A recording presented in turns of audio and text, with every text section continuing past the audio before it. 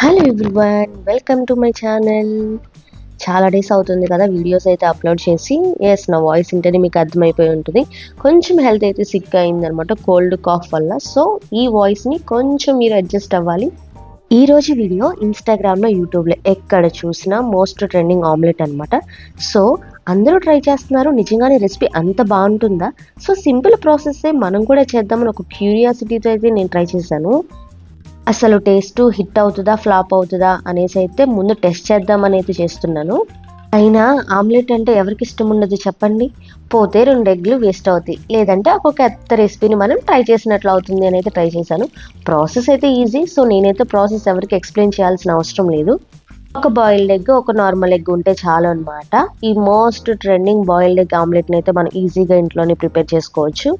అసలు దీన్ని ఎవరు స్టార్ట్ చేశారో తెలియదు కానీ అందరూ ట్రై చేసి టేస్ట్ అయితే చాలా బాగుంది అని చెప్తున్నారు. నిజంగానే అంత బాగుందా? అయితే ఇంత మంచి టేస్ట్ని మనం ఎందుకు మిస్ అవ్వాలి? సో మనం కూడా ట్రై చేసేద్దాం. నేను ఈ ఆమ్లెట్ని చేసిన తర్వాత చూడడానికైతే ఇది నాకు చూడండి ఏ షేప్లో అయితే వచ్చిందో. ఒక ఎగ్ బజ్జీలాగా అనిపించింది నాకైతే. సో అలాగే మిడిల్లోకి అయితే నేను కట్ చేసి ఆనియన్స్ వేసుకున్నాను బజ్జీలాగా. ఫైనల్లీ నేను చేసిన వంటని టేస్ట్ చేయడానికి మా ఇంట్లో ఉన్న లిటిల్ చెఫ్ వచ్చాడనమాట. నేను టేస్ట్ చేస్తా అన్నట్లున్నాడు. సో టేస్ట్ అయితే నాకైతే బాగా నచ్చింది. ఎందుకంటే ఒక్కొక్కరిది ఒక్కొక్క టేస్ట్ ఉంటుంది అనమాట. కొంతమంది బాగాలేదంటున్నారు, కొంతమంది బాగుంది అని చెప్తున్నారు. నా ఒపీనియన్ అయితే ఇది డిఫరెంట్గా బాగుంది. అందరినీ ట్రై చేయమని చెప్తాను. నెక్స్ట్ వీడియోలో కలుద్దాం. బాయ్.